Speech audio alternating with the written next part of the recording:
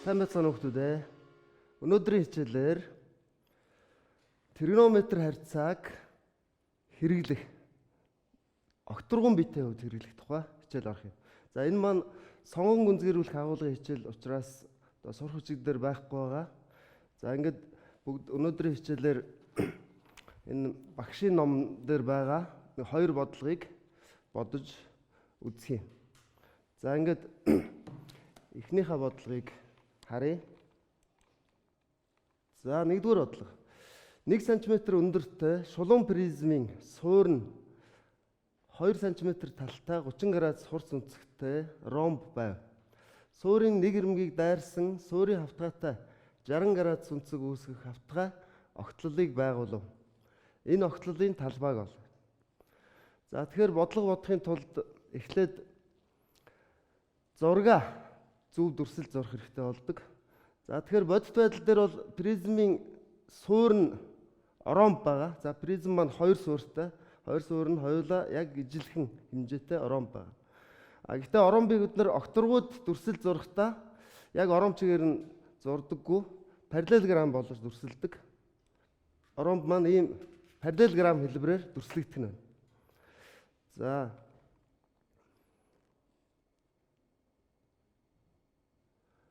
призмын хажуу талсууд тэгш өнцөгт хэлбэртэй дүрсүүд байгаа. За гэхдээ энэ маань окторгууд одоо байгаа тэгш өнцөгтийг бид нар ийм хавтгай зураг болгож дүрслэхдээ параллелограмм болгоод бас дүрсэлдэг. За энд харуулъя. За ингээд тэгш өнцөгт биш параллелограмм хэлбэртэйгээр дүрслэгдэх нь. За тэгэхээр багш нь одоо яг манай призм бодит байдал дээр ямархуу битвэ гэдгийг энд нэг загвар авчирсан харуулъя. За энд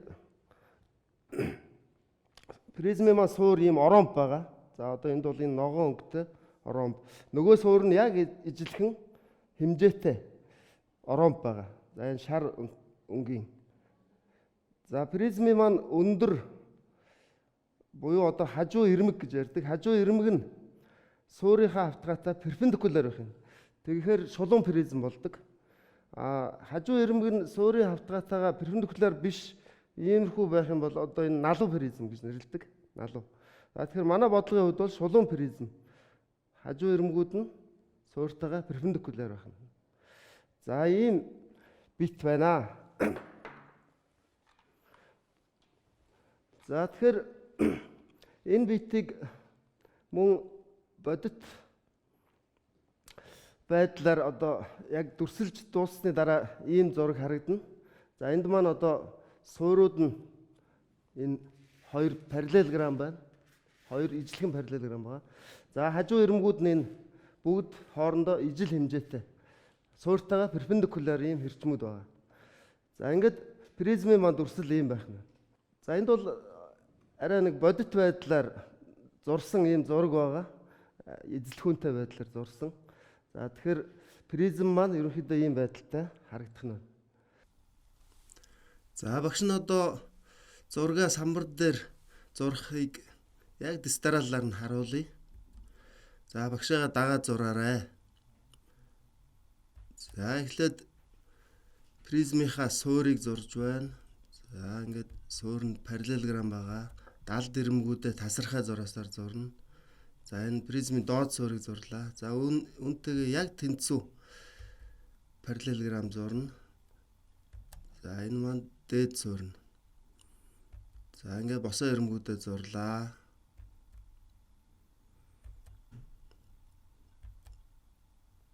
За ингээд призм маань бэлэн боллоо. Одоо призмынхаа оройнууд дээр нэр өгье. За А, Б, С, Д. За доод суурийн оройнуудыг А1, Б1, С1, Д1 гэж нэрлэлээ. За одоо огтлолоо зурна. За Б1, С1 ирмэгийг дайрсан хавтгай татахад за уг хавтгай маань призмын хажуу ирмэгүүдийг огтлоод гарна. За огтлж гарч байгаа шулуун маань энэ байна. За энэ шулуун А1 ДД1 ирмгийн үргэлжилттэй дээр очиж огтлцож байна. За огтлсон цэгүүдийг холовлоо. За мөн призмын дээд ирмгийг огтлж гарч байгаа цэгийг холовлоо. За ингээд огтлолд нь энэ цэнхрээр харуулж байгаа дөрвөн өнцөгт үүссэн байна. За энэ бол параллелограмм дүрс үүсэж байгаа. За огтлолын цэгүүдээр нэр өгье. L, M. За призмын дээд ирмгийг огтлсон цэг E, G. За зураг дээр хэмжээсүүдийг нүчжээ. Суур нь 2 см талтай байгаа. За босоо ирмэг нь 1 см талтай байгаа. За суурийн ромбын хурц өнцөг 30 градус байна. За ингээд M цэгээс B1 C1 ирмэг рүү перпендикуляр татлаа. За энд 90 градус үүснэ. B1 C1 ирмэгтэй. За перпендикуларын суурийг E гэд нэрлэе. За E цэгээс A1 рүү холволоо. За энэ E A1 хэрчим мөн B1 C1 ирмэгтэй перпендикуляр байна. За дээд суурийн EJ хэрчимтэй огтлцох цэгийг F гэж нэрлэлээ. За ингээд F-ийг A-тай холбоё.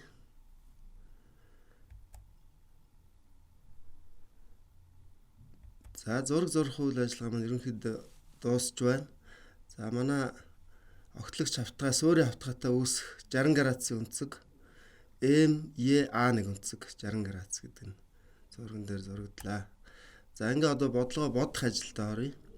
За огтлолын талбайг олохын тулд огтлол маань параллелограмм учраас за параллелограммын B1 C1 талыг параллелограммын FE өндрөөр үржүүлвэл огтлолын талаа маань гарах нэ. За тэгэхээр бид B1 C1 бол 2 см гэдгийг мэдж байгаа. Гол нь одоо FE хэрчмийн хэмжээг яаж олох вэ гэдэг асуудал үүсэж байна. За ингэхээр эхлээд суур дээр байгаа A1 B1 E гурвалжин маань тэгш өнцөгт гурвалжин байгаа. За тэгш өнцөг гурвалжны B1 ороод дээр 30 градусын хурц өнцөг байгаа. А B1 A1 тал нь 2 см байгаа. За энэ гурвалжингаас A1 E хэрчмийг олвол A1 E хэрчим нь 30 градусын эсрэг катет тул гифтнүүзээр хагастай тэнцүү байна. За ийм учраас гифтнүүз нь 2 см 2 дуугаад 1 см гарах нэ. За үүний дараа EMA1 гурвалжингаас EM хэрчмийг олъё. За тэгэхээр EM хэрчим маань гифтнүүз нь байгаа. Өмнөх олсон A1 E хэрчим маань 30 градусын эсрэг катет байгаа. Тийм учраас EM хэрчим маань A1 хэрчмээс 2 дахин илүү байна. Тэгэхээр нэгийг 2-оор үржүүлээд 2-той тэнцүү байх нэ. За дараагийн үе шат. За A1 M хэрчим ийг олъё. Мөн дээрх EM A1 гурвалжингаас олно. За тэгэхээр M A1 хэрчим маань 60 градусын эсрэг катет байгаа. Тэгэхээр эсрэг катетыг гифтнүүзд хуваачвал синус 60 градус гарах ёстой. Эндээс A1 M хэрчим маань EM гифтнүүзаа синус 60 градусаар үржүүлээд гарах нэ. За ингээд утгаа орлуулвал 2-ыг үржихнэ. Синус 60 градус утга 2-ны язгуурт дотор 3 тэнцүү 2 нь хураагдаад язгуурт дотор 3 гарч байна. За ингээд A1 M хэрчим олдлоо. За дараа нь AM хэрчмээ олъё. За AM хэрчмийг олохын тулд A1 M хэрчмээс A1 хэрчмийг хасна. За A1 хэрчим маань призмын өндөртэй тэнцүү буюу 1 см байгаа. За ингээд язгуур дотор 3-аас хасах нь 1-тэй АМ хэрчим маань тэнцүү байх нэ. За дараа нь FM хэрчмийг FMA гурвалжингаас олъё. За бид нар AM хэрчмийг нь олцсон байгаа. За F зэг дээрх өнцөг 60 градус байгаа. За эндээс тригонометр харьцаа бичвэл AM-ыг FM-д харьцуулбал синус 60 градус гарах ёстой. За эндээсээ FM-ээ олвол AM-ыг синус 60 градустай харьцуулаад гарах нэ. За AM хэрчим маань язгууртар 3-аас 1, синус 60 градуст 2-ны язгууртар 3 байгаа. За хуваахаар хуваагчийн хүртэр хуваар солигдож 2 нь хүртэр дээр үржигдээд язгууртар 3-аас 1, үржих нь 2, хуваах нь язгууртар 3 гэсэн харьцаа гарлаа. За эцэст нь EPA хэрчим маань EM хэрчмээс FM хэрчмийг хасаад гарна. За ингээд FM хэрчим саяны олсон утгаа EM хэрчмийн 2 гэсэн утгаас хасвал за энэ илэрхийлэл маань хэлбэрслэгдээд 2-ыг хуваах нь язгууртар 3 гэсэн утга гарлаа. За ингээд бидний олох ёстой EPA хэрчмийн утга олдсон тул за дээрх огтлын талбайхаа томьёон дээр орлуулвал за B1 C1 маань 2, EPA нь 2-ыг хуваах нь язгууртар 3. За хооронд нь үржихээр 4-ыг хуваах нь язгууртар 3 гэсэн утга гарна. За хариуга хуваарийг нь язгуураас чөлөөлөхийн тулд хүртэр хуваарийг нь язгуур дотор 3-аар үржүүлбэл огтлын талбай маань эцэстээ 4-ийг үржих нь язгууртар 3, хуваах нь 3 см² гэсэн хариу гарлаа. За энэ бодлогыг арай дүт аргаар бас бодож болно. За түүний тулд зургаа дахиад харъя. За дээд талс дээр байгаа F цэгээс доод суур руу перпендикулар болгоё. За энд тэр шар зураасаар зурагдсан хэрчим маань суурьт перпендикулар хэрчим F цэгээс бууж байгаа. За перпендикуларын суур H цэг гэж нэрлэе. За ингэхэд EFH гэсэн тэгш өнцөгт гурвалж өгүүлсэн. За энэ гурвалжны хурц өнцөг нь 60 градус. За босоо катет буюу FH хэрчим нь призмын босоо ирмэгтэй тэнцүү 1 см хэмжээтэй байгаа. За тэгвэл огтлын талбайг өмнөхийн адилаар B1 C1 хэрчмийг EP хэрчмээр үржүүлж олох хэрэгтэй болно. За тэгвэл гурвалжин EPH тэгш өнцөгт гурвалжнаасаа за EPH нь нэгтэй тэнцүү өнцөг EPH нь 60 градус тул тригонометрийн харьцаагаар олъё. За EP хэрчим маань EPH хэрчмийг синус 60 градус тоогаад гарах нь. За EPH нь 1, синус 60 градус 2-ны язгууртар 3. Хооронд нь хуваавал 2-ыг хуваах нь язгууртар 3 гэсэн хэмжээ олдлоо. За ингээд EPA хэрчим маань олдсон тул огтлын талбай дээр харъя. 2-ыг үржих нь 2-ыг хуваах нь язгууртар 3.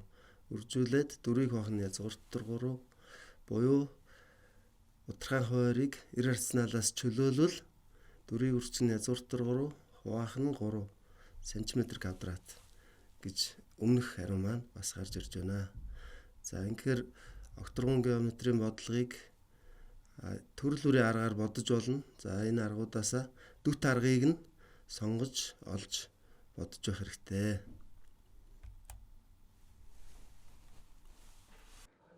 За бодлого 2. Зөв дөрвөн өнцөгт пирамидын суурийн талбайг хажуу гадруугийн талбайд харьцуулсан харьцаа 2-ыг харьцах нь 3 бол түүний хажуу талс суурийн хавтгайтай үүсгэх өнцгийн хэмжээг ол гэсэн бодлого байна. За зөв дөрвөн өнцөгт пирамидаа бид нэр дүрслээд зурвал за ийм зураг харагдана. За тэгэхээр энэ пирамидыг бас битээр бүгдээр харъя. За энэ зөв дөрвөн өнцөгт пирамид гэдэг маань яг бодит байдал дээр бол суур нь ийм квадрат дүрс байгаа. За хажуу талсууд нь бол адил хажуут гурвалжингууд байдаг. За ийм бит байна. За бид нар зурхтаа болохоор суур нь квадрат байгаа боловч одоо суурь параллелограммаар дүрсэл зурсан байгаа. За хажуу талсууд нь зүгээр адил хажуутай гурвалжин мөн боловч зүгээр элдв талт гурвалжингаар дүрслэгддэг ийм байх нь. За тэгэхээр энэ дээр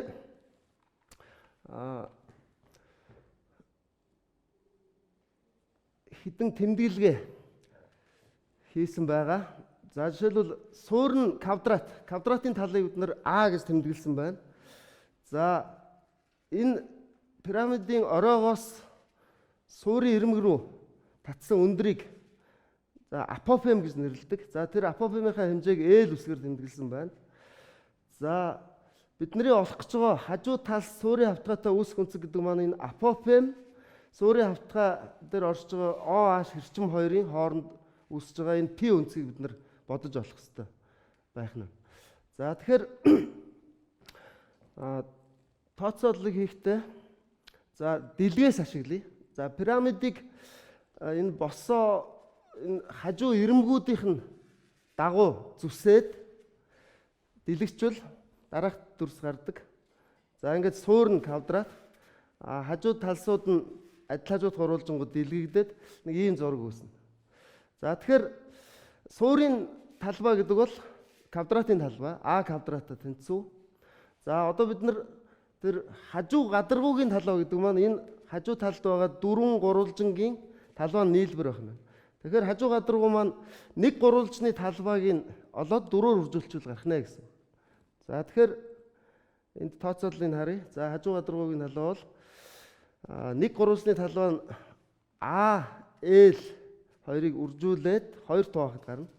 Гурвалжны суурийг өндрөөр үржүүлж 2 туваадаг тань. За дөрвөн ижлэхэн гурвалжин байгаа тул 4-өөр үржүүллээ. 4 нь 2-тойгоо хураагдаад 2AL гэдэг томьёотой байх нэ. Пирамидын хажуу гадаргуугийн талбай. За бодолтыг хийж үзье. За суурийн талбайг хажуу гадаргуугийн талбайд харьцуулсан харьцаа маань саяны томьёосоор суурийн талбай А квадраттай тэнцүү, хажуу гадаргуугийн талбай 2-ыг үржих нь А, үржих нь L-тэй тэнцүү байгаа. За энэ хоёр илэрхийлэг хооронд нь хуваахад А нь хураагдаад А-г хуваах нь 2L болж байна. За энэ илэрхийллийг жаахан өөрчлөөд 2-1 А хуваах нь L гэж өччихье. За ингэвэл зургаас харуул 2-1 А-г L-д харьцуулахад P өнцгийн косинустай тэнцүү байхаар байна. За ингээд өгөгдсөн нөхцөл ёсоор косинус P өнцөг маань 3.2-тай тэнцүү байна.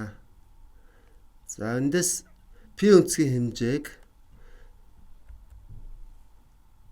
тооны машинаар бодуулаад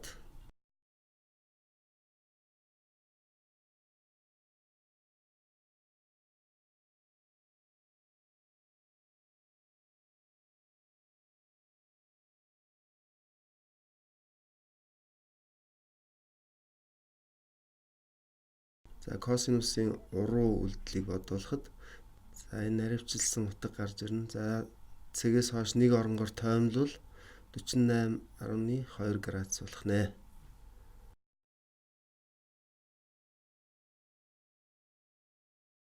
Өнөөдрийн хичээлээр бид бүхэн тригонометр харьцааг окторгын биетүүд дээр хэрхэн хэрэгжилж байна вэ гэдэг тухай хоёр жишээ бодлого бодож үзлээ. За ингээд үдсэн мэдлэгээ баттгаж гэртээ дараах хоёр бодлогыг бодож үзээрэй. За нэгдүгээрт нь тэгшүнцэгт параллел бивтийн хажуу ирмэг диагонал хажуу ирмэгтэйгээ 45 градус. Суурийн ирмэгүүдтэйгээ ижил өнцөг үүсгдэг бол энэ өнцгийн хэмжээг бол. Хоёрдугаар бодлого нь гурвалжин пирамидын суурийн талууд 26, 28, 31 зурттай. Хажуу талсууд суурийн хавтгайтай ижил 60 градус өнцөг үүсгэнэ. Пирамидын бүтэн гадаргуугийн талбайг бол. За баттал дасгал ажиллахад хэрэг болох нэг зөвлөгөө өгье. За энд нэг чухал өгүүлбэр байгаа. Хажуу талсууд суурийн хавтгайтай ижил 60 градусын өнцөг үүсгэнэ гэж. Тэгэхээр окторгон пирамидтай бодлого бодоход пирамидын өндрийг хаана буух вэ гэдгийг мэдж явах нэг чухал байдаг. Тэгэхээр пирамидын хажуу талсууд суурийн хавтгайтай ижил өнцөг үүсгэсэн буюу одоо ижил өнцгөр налсан байвал пирамидын өндрийн суур нь суурт багтсан тойргийн төв дээр оршно. За тэгээ пирамида зураад өндөр нь суур дотор багтсан тойргийн төв дээр бууна гэдгийг анхаарал давж энэ бодлогыг бодох нь байна. За ингээд өнөөдрийн хичээл маань дуслаа. Анхаарал тавьсанд баярлалаа.